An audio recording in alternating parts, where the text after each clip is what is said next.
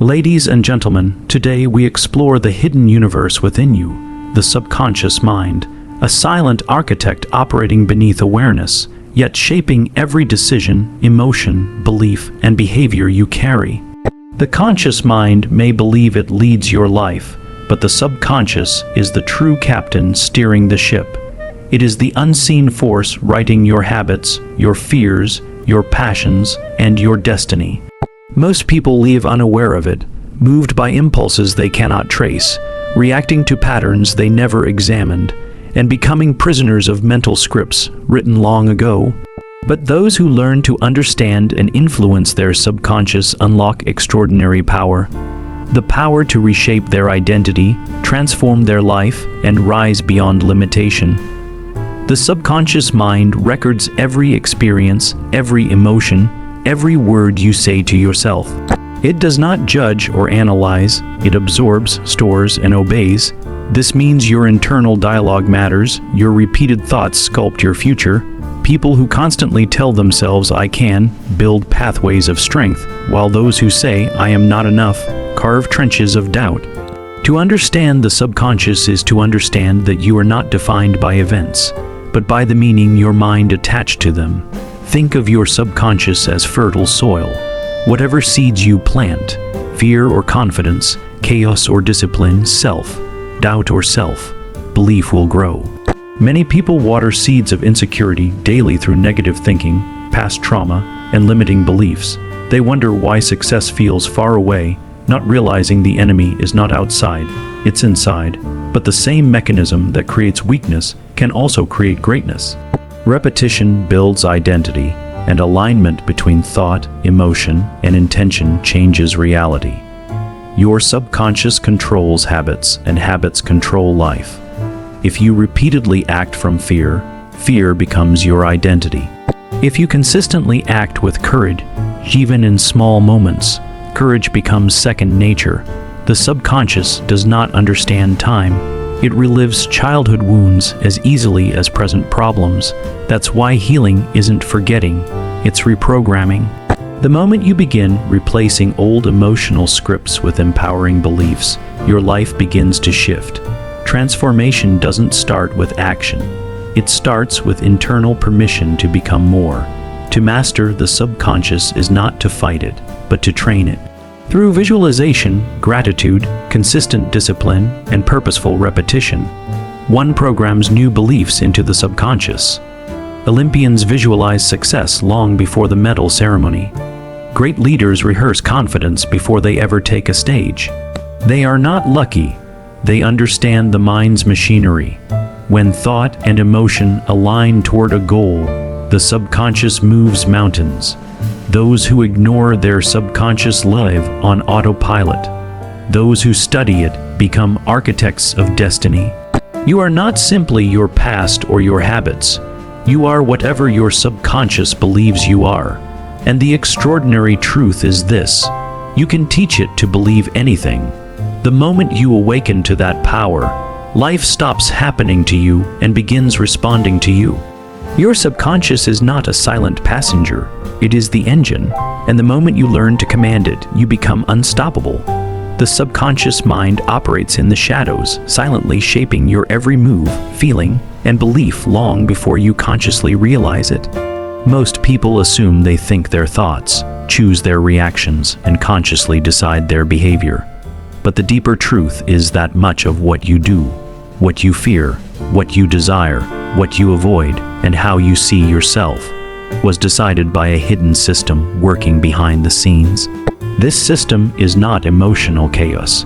It is structured, powerful, and immensely influential. The subconscious mind stores every experience, even the ones you forgot, every emotion you suppressed, every tone of voice you heard growing up, every disappointment you didn't know shaped you, and every praise you didn't realize empowered you. It is the internal library of your life, and it never takes rest. While your conscious mind sleeps, your subconscious stays awake, processing, building associations, and reinforcing beliefs. Think about how you drive a car, tie your shoes, or recognize someone's tone instantly. These actions feel automatic because your subconscious learned them long ago. But the same mechanism that makes life easier can also trap you when negative programming takes root. If as a child someone told you you're not good enough, the conscious mind might forget the moment, but the subconscious remembers and treats it as truth. It doesn't reason, it accepts. That is the power and danger of this silent operator. It doesn't choose what is beneficial or harmful. It simply obeys repeated patterns and emotional imprints. You can consciously desire success, but if subconsciously you believe you are unworthy, every action will betray you. You will hesitate, self-sabotage, procrastinate, and justify failure, not because you are weak, but because your subconscious is simply protecting the reality it knows. The subconscious mind is the invisible script of your identity.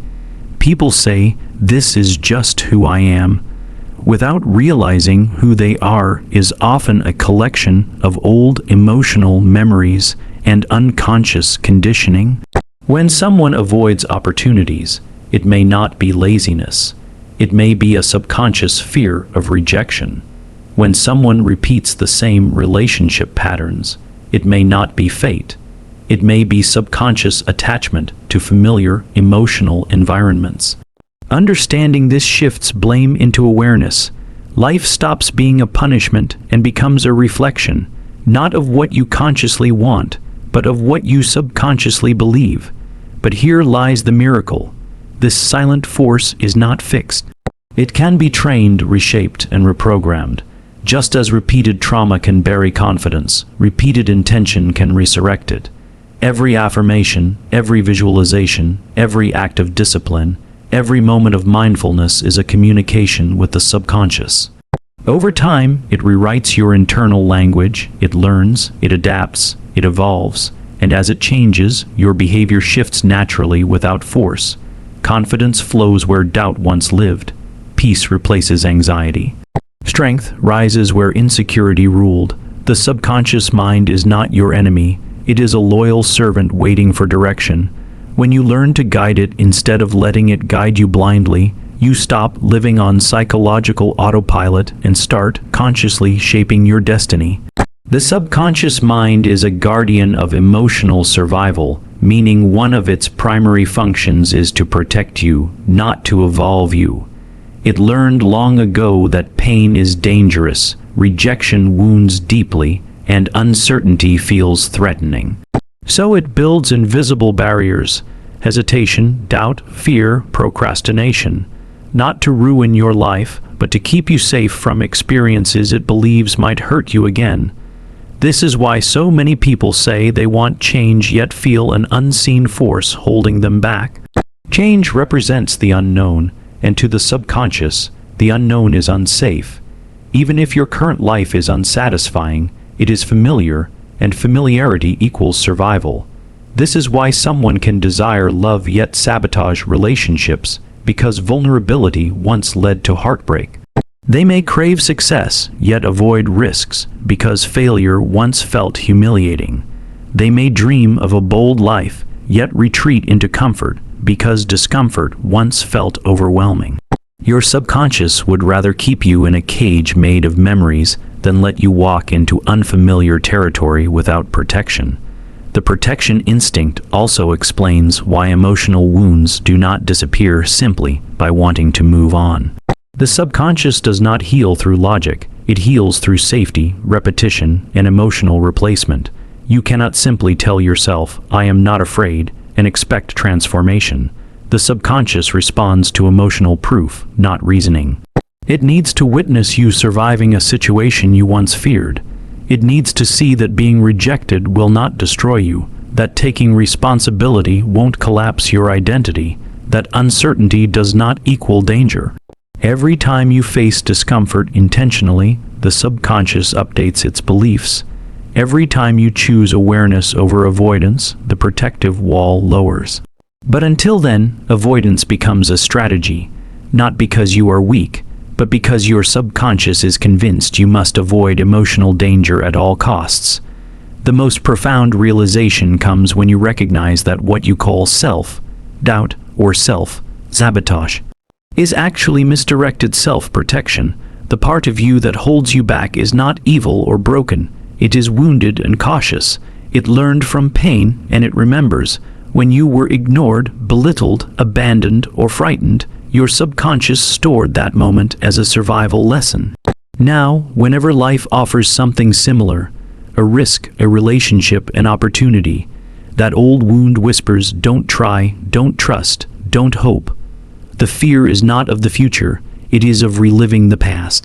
And because the subconscious cannot distinguish between memory and possibility, it reacts to imagination as if it were reality. This is why courage is not the absence of fear. It is moving while fear exists. Every small act of courage teaches the subconscious a new rule. I can handle this. Healing begins when you stop treating your subconscious as an enemy and start treating it as a scared ally. Instead of forcing yourself harshly, you guide yourself gently. Instead of saying, "Why am I like this?" you ask, "What is my mind trying to protect me from?" That question changes everything, because understanding turns fear into compassion, and compassion turns resistance into cooperation. When the subconscious finally believes you are safe to grow, change becomes not a struggle, but a natural unfolding. The subconscious mind communicates through emotion, symbol, and instinct, not logic. This is why you can know something rationally yet feel the complete opposite emotionally. Someone may logically understand that a crowd isn't dangerous, yet still feel anxiety in social settings. Another may know they deserve love, yet feel unworthy when intimacy approaches. The subconscious does not speak in sentences. It speaks in sensations: tightness in the chest, heaviness in the stomach, sudden anxiety, an inexplicable urge to withdraw, or a powerful attraction to something familiar. These reactions are not random, they are messages coded in emotional language. Every instinctive pull, every feeling that rises without explanation, every dream, every recurring fear is communication from a deeper layer of your psyche trying to express what you consciously ignore. This is why dreams, imagination, and intuition matter more than most people realize. At night, when your conscious guard sleeps, the subconscious plays out unresolved emotions, hidden desires, and suppressed memories. A nightmare may represent unresolved fear. A recurring dream might symbolize an inner conflict. Even strange dream scenarios carry emotional truth beneath symbolism. The subconscious paints pictures because it cannot speak words. It uses metaphor because it cannot debate logic. And during the day, intuition, those sudden gut feelings, acts as the subconscious warning or guiding you based on millions of stored patterns. It notices subtleties your conscious mind misses, tone shifts, micro-expressions, energy changes in a room.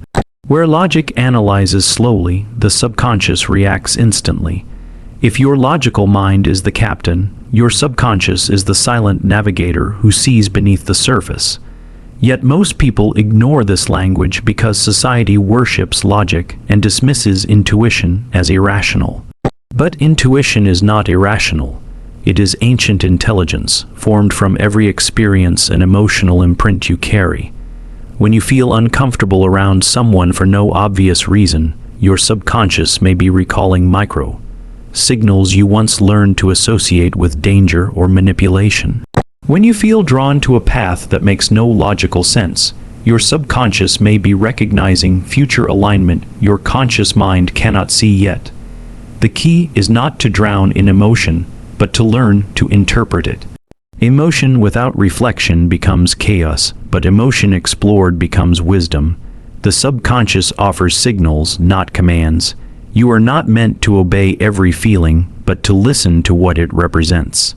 Understanding this language means slowing down enough to notice. Instead of asking, "Why do I feel this way?" ask, "What is this feeling trying to tell me?" Anxiety may be telling you there's unresolved fear beneath your confidence. Sadness may reveal deeper unmet needs. Resistance may signal a boundary or insecurity. Your subconscious is constantly trying to make you aware of what your conscious mind refuses to acknowledge. When you stop ignoring emotional signals and start decoding them, your internal world becomes less confusing. Feelings turn from enemies into guides, and inner chaos becomes inner clarity. True intelligence is not just thinking. It is listening to the mind that speaks without words. When you master the emotional language of the subconscious, you gain access to a form of knowing that is deeper, faster, and more honest than logic alone could ever provide. The subconscious mind operates through habits and repeated patterns, which means your daily routines are far more powerful than your momentary bursts of motivation. People often believe they are shaped by big decisions, dramatic moments, or sudden inspiration, but in reality, identity is sculpted by what you repeatedly do, think, and feel when nobody is watching. A single gym session does not transform your body, but the habit of discipline does. One moment of confidence does not rewrite insecurity, but consistent self-affirmation slowly replaces old doubt. Your subconscious learns through repetition, rituals, behaviors, emotional cycles. Every time you choose comfort over growth, procrastination over discipline, distraction over focus, that choice becomes easier the next time. The subconscious does not question whether a habit helps or harms.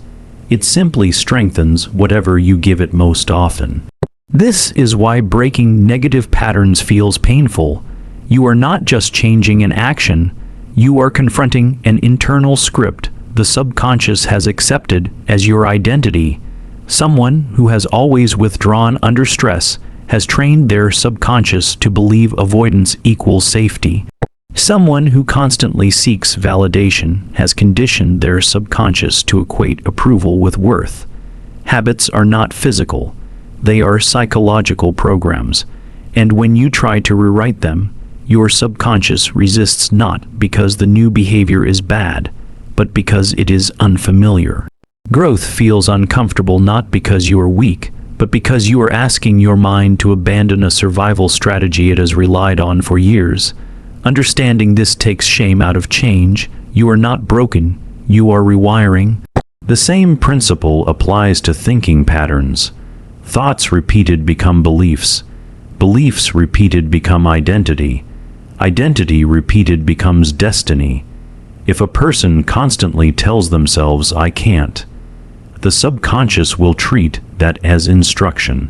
If they repeat, "I am capable," the subconscious will slowly accept that too. Whatever narrative you reinforce is the reality you eventually live. The subconscious cannot differentiate between what you fear and what you desire. It only absorbs repetition. This means the stories you tell yourself matter more than you realize. A single doubt may not stop you, but daily doubt becomes self-limitation. One moment of hope may not free you, but daily hope becomes inner strength. Repetition is the architect of the subconscious. So the real question is not what you want, but what you practice. Do you practice worry or gratitude? Do you rehearse failure or visualize success? Do you repeat excuses or effort? The subconscious is always learning from you, whether you teach it intentionally or accidentally.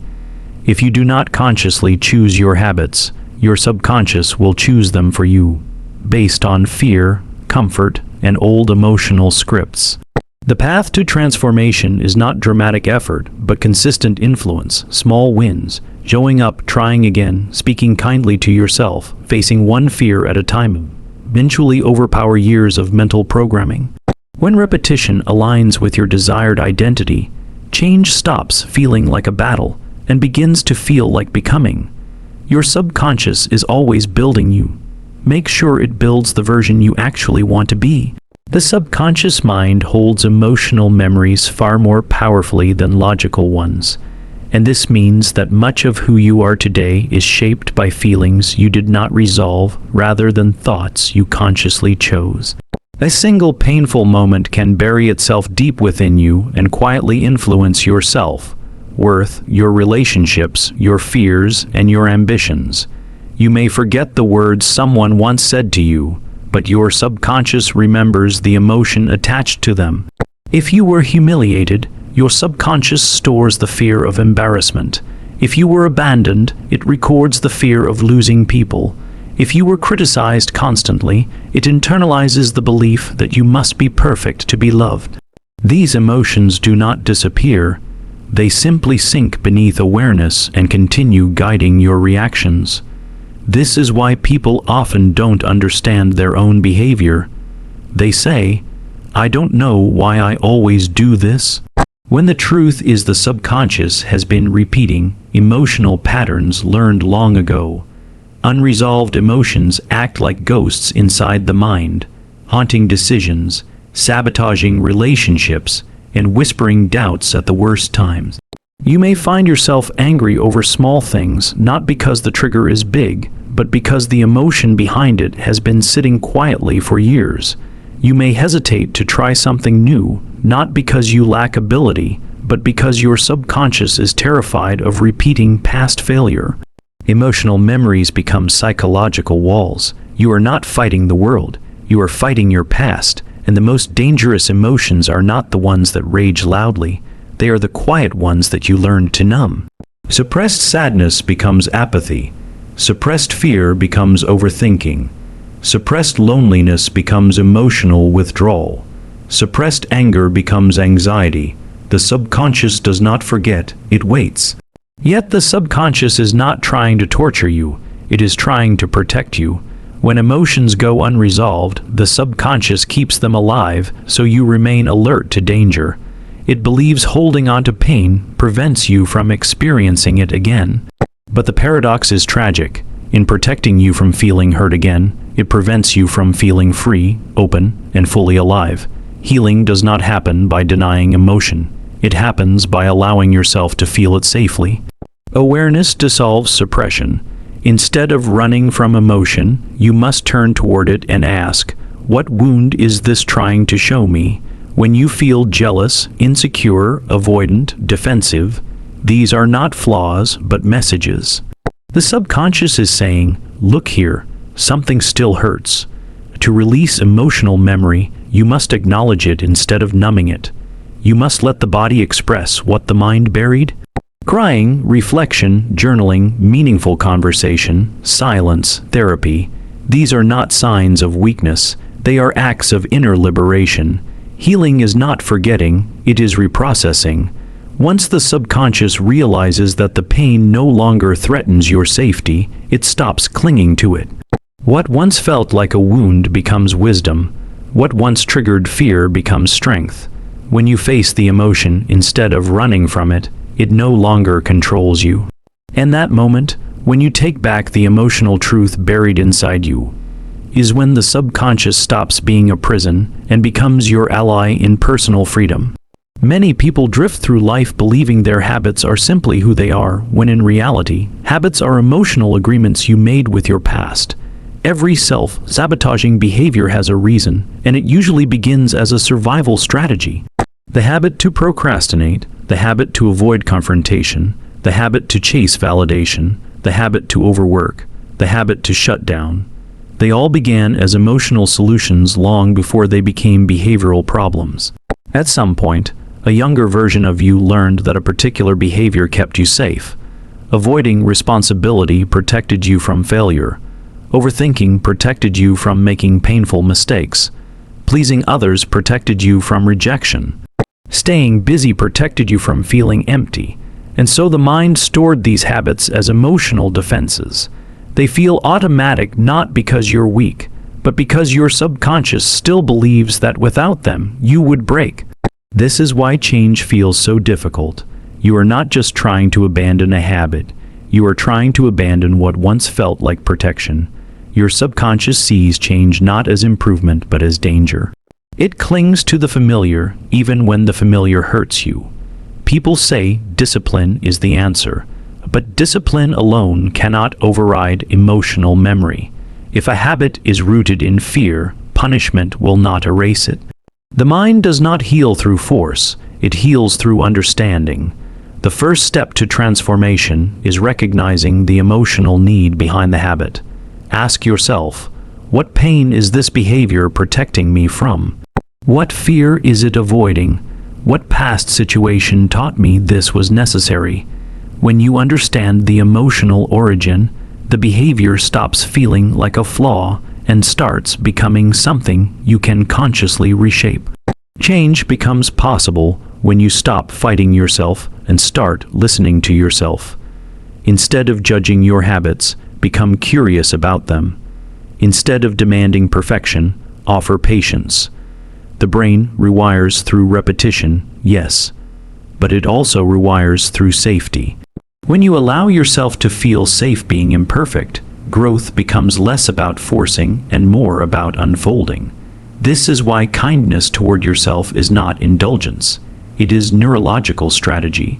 Shame freezes progress. Compassion accelerates it. You can't hate yourself into discipline. You can only support yourself into evolution. As you peel back the emotional layers behind your habits, you reclaim your power. The moment you understand why a habit formed is the moment you stop being controlled by it. You become the observer rather than the prisoner, and slowly you replace survival-based patterns with purpose-driven ones. Habits then shift from emotional reflexes to conscious choices. That is where transformation truly begins, not in punishing yourself into change, but in understanding yourself into freedom.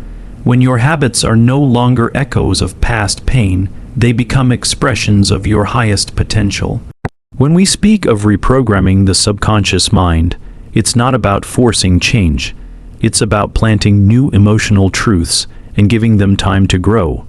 The subconscious does not respond to logic, timelines, or pressure. It responds to repetition, imagery, emotion, and identity. This is why simply knowing what to do is never enough. People don't change because they understand. They change because they feel something powerful enough to create a new internal reality. The subconscious is like soil. It will grow whatever seeds are consistently planted, whether they are seeds of fear or seeds of expansion. So the question becomes, what internal story are you watering daily? Are you rehearsing failure in your mind or practicing success? Are you replaying memories of not being enough or creating visions of becoming more? Every thought is a rehearsal for the life you are building. To transform your subconscious, you must actively direct your inner dialogue. Instead of repeating, "I can't do this," you train yourself to say, "I am learning to do this." Instead of saying, "I always mess things up," you affirm, "I am capable, and I am getting stronger every day." These statements are not about pretending problems don't exist. They are about creating the emotional environment that gives your mind permission to grow. If your subconscious believes something is impossible, your actions will always shrink to match that belief. But when you teach it that growth is safe, effort becomes natural, opportunities appear, and self-belief becomes automatic. This is why people who truly transform don't chase motivation, they build identity. They don't try to act confident, they train themselves to feel worthy beneath the surface. Mirror affirmations, visualization, journaling, meditation, emotional regulation, and conscious language are all tools, not to impress the mind, but to reshape it. When you visualize the life you desire with emotion and clarity, the subconscious begins to treat it as familiar rather than foreign. When you repeat empowering beliefs daily, they stop feeling forced and start becoming instinct. When you act in alignment with the identity you are building, even in small ways, you send your subconscious a message, "This is who I am now," and identity always dictates behavior. You do not rise to the level of your goals, you fall to the level of your inner programming. So if you want to change your life, don't start by changing the outside. Start by rewriting the inner script that shapes everything you touch. Transformation doesn't happen by accident. It is built through consistent, intentional mental training, quiet rewrites, private wins, subtle internal shifts that eventually become undeniable external change. At first, it feels like nothing is happening. But slowly something awakens. The way you walk, the way you speak to yourself, the way you carry pain, the expectations you hold for your life. Your subconscious stops being a prison and becomes a foundation. And one day, you realize the world didn't change. You did. You became the person your old self once doubted was possible.